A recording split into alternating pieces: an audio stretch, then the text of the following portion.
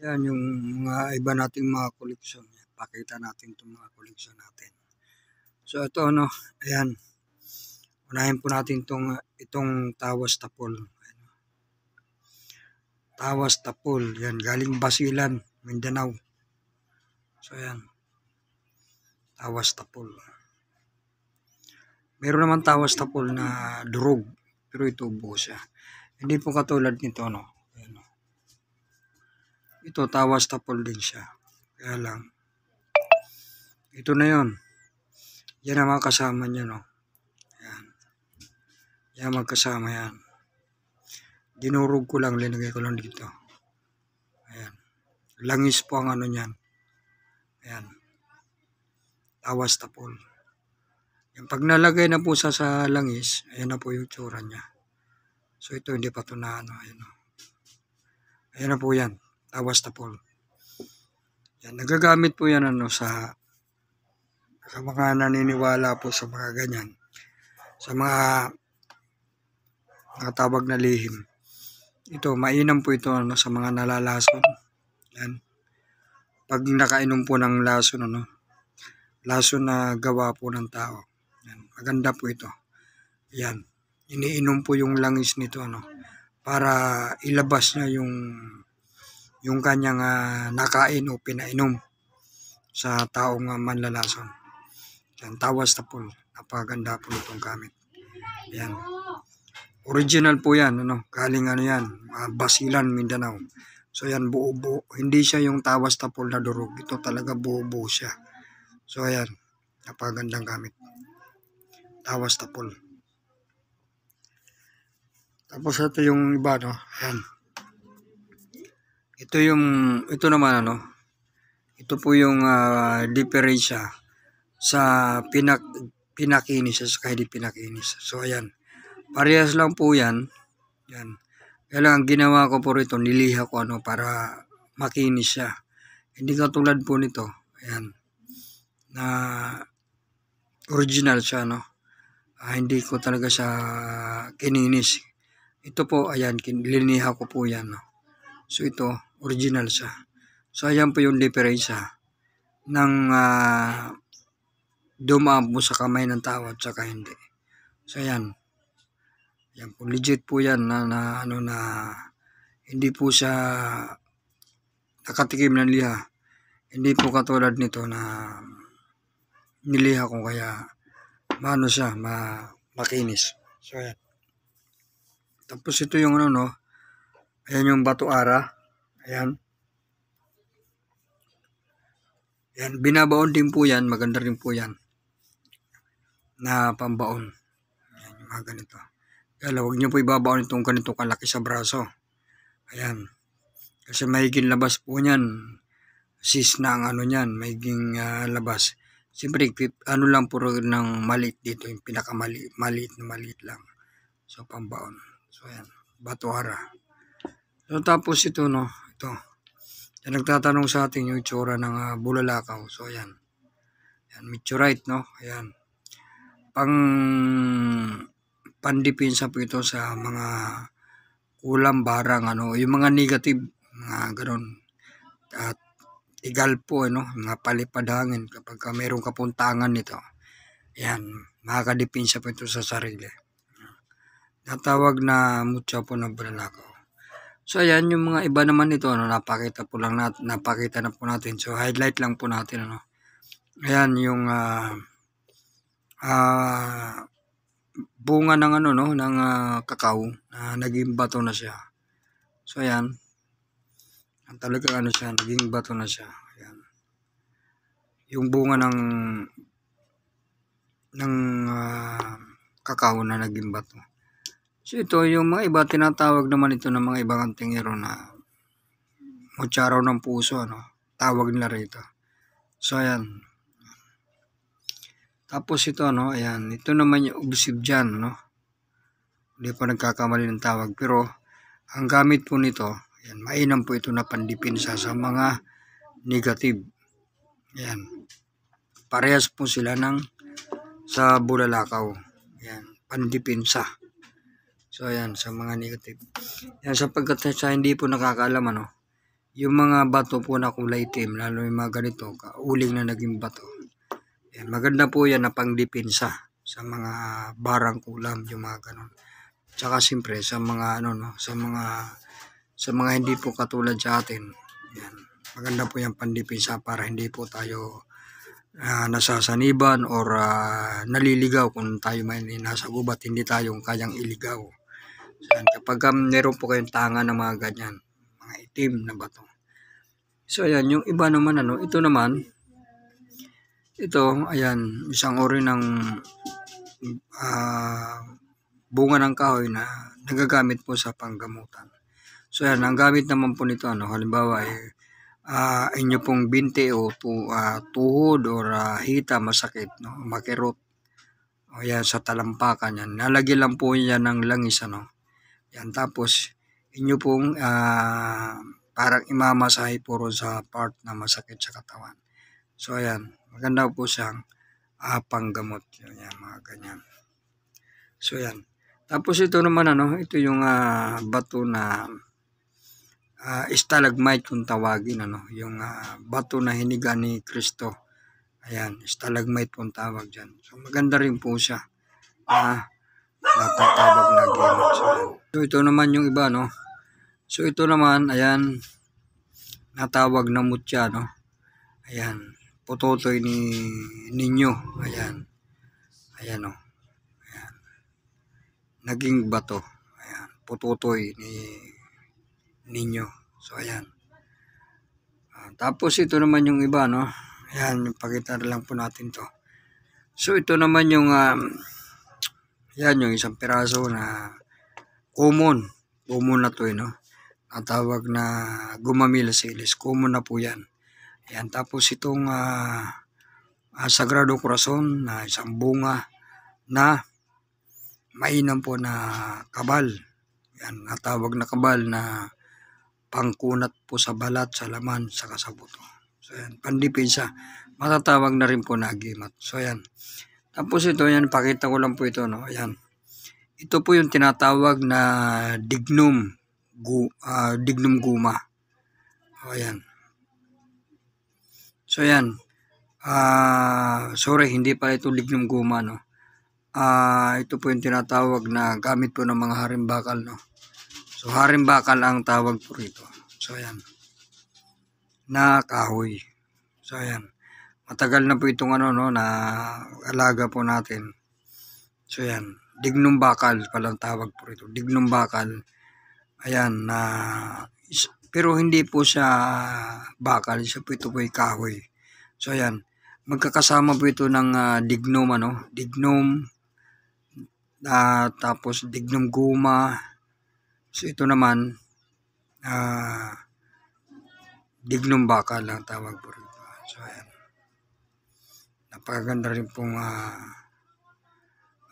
gamit dito. So ayan. Isang uri ng tawag na gimat. So ito yung iba, ayan. Ito. So yan, ito naman yung yung salt stone. Yan, sapagkat kapag inyo pong dinapi po rito yung dila, napakaalat para po talaga siyang asin. So ayan, salt stone po ang tawag dito. So ayan, sa mga negative, yan, sa mga negative po ito. Ayan, maganda po ito sa mga pangontra po sa mga negative. So ayan, sa sa maganda po itong tanga ng buntis, lalo sa mga liblib na lugar. Yan, para hindi po nalapitan ng mga natawag na aswang sa mga naniniwala sa mga ganito. So yan, napaka-inam po nito. Ang paggamit po nito sa mga buntis, yan, ibinibigkis po ito sa baywang. Yan, para hindi po nakakalapit yung mga natawag na mga negative. Yan. Tapos yung iba, ayan, pakita na rin po natin to. So ito, ayan, ito po yung tinatawag na, ayan, na mutya po ng bigas. So ayan, yan, nakababad po sa langis yan. So ayan, ayan, natawag na mutya ng bigas. Tapos ito naman ito po yung malupit. Ayan po yung ulikbangon. Ayan. Ulikbangon po ang tawag dyan na pambaon po sa braso. So ayan, yan po yung ulikbangon. Isang uri po ng bunga ng kahoy na makukuha lang po ito sa hating gabi. Yan, bago po ito pagkaloob ng mga engkanto. So ayan, sapagkat yung ganito, ito po alaga po ito ng mga engkanto, yung mga ganito. So makakuha ka po nito, itong ulikbangon, alas 12 ng gabi. Yan. Pwede naman pumunta ron kahit hindi alas 12 ng gabi o araw. Kaya lang, walang laman na buto yung bunga niya. Hindi katulad pagkagabi, hindi po kayo ng basbas sa mga engkanto, sa nag-alaga po sa kanila na pagbukas nyo po ron sa bunga, ayan, ito po yung mga laman. Ayan, ulikbangon. Ayan, pambaon sa braso. So, ayan. Yung iba po mga antingero rito, ayaw magpabaon, natatakot sila rito. So, ayan, ulikbangon. So, ito naman, ito po yung isang uri ng asugi. Ayan. Asugi siya na bato. Ayan, para po siyang rainbow. Ayan, asugi. Na isa rin pong pambaon. So, ayan, ibay po nito, na matatawag lagi matong asugi. Sapagkat sa hindi po nakakaalam, pagka mayroon pong baon nito, sabi nga, long life. Yan, malayo sa sakit. Ayan, tapos siyempre sa mga disgrasya. At saka matatawag po ito na ang asugi, round siya na pangdepensa. At saka siya, yung bang nagbibigay siya ng protection or lakas sa nababaonan po nito. So ayan. So yung edad niya, pagka may nababaonan mga po nito, yung edad niya at saka doon sa makikita natin sa kanyang sa kanyang aura, yung itsura po ng tao kapag may baon po nito, hindi niyo po manapakalayo po ng edad niya at saka sa itsura. Yan, kapag may baon pong asugi, sapagkat meron po tayong matandang nakilala na taga Bicol na may baon siyang asugi. So yung kanyang edad at saka sa itsura niya at saka sa lakas niya, talagang nakakamangha. So ayan. Meron namang asugi na liquid. So ayan. Meron pong liquid dito na asugi, ito yata, ito. Ayan, ayan. Isang liquid na asugi. Ayan, na kapag inalog mo, ayan, dumadami. Ayan, napakarami. Ayan, ayan, isang liquid na asugi. Ayan, kaya lang yung ibang mga antingero nito ayaw magpabaon nitong liquid na asugi. Sapagkat pinaniniwalaan po nila na kapag ito raw ay binaon dahil liquid nga siya, maaaring siyempre nakahalo po sa dugo ito, may tendency siya na pumasok po sa puso natin. So ibang mga antingero ayaw magpabaon nito, itong asugi na liquid. Hindi po katulad ng asugi na bato. Ayan, na kung saan lang siya ibabaon sa braso, doon lang po siya sa braso. Ayan, hindi po siya nakahalo sa dugo. Ayan. So malaki po ang kanilang diferensya sapagkat yung liquid po na asugi, ayan, humahalo po sa dugo yan sa tao. Ito naman, hindi po yan humahalo sa dugo. So hindi siya kaya dito po sa liquid na to, ibang antingero ayaw magpabaon nito. Yan, sapagkat pinaniniwalaan niya nila na baka raw pumunta sa puso. So ayan. Tapos ito naman yung ito po yung alaga natin na tinatawag na mutya ng tubig. So yan. Dahil hindi po siya makikita, dahil kung ano pong refleksyon ng tubig, ganun din po siya. So hindi po siya makikita. Pero kapag tinanggal po siya dyan sa tubig, yan, makikita po siya. Yan, parang siya naging invisible. So ayan, mutya po ng tubig. Nasa yan. Hindi po siya makikita kasi yung itsura niya parang tubig pag nakalupo po dyan. So yan.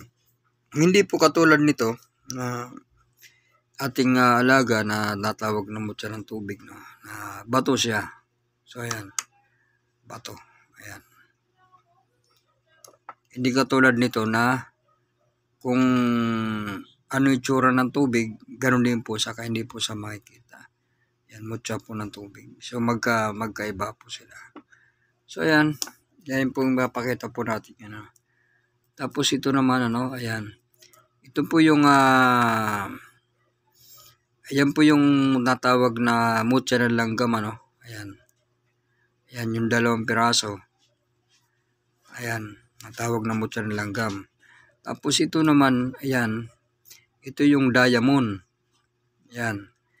Isang uri ng diamond, ano, na nakuha po sa Rolex na relo, ano.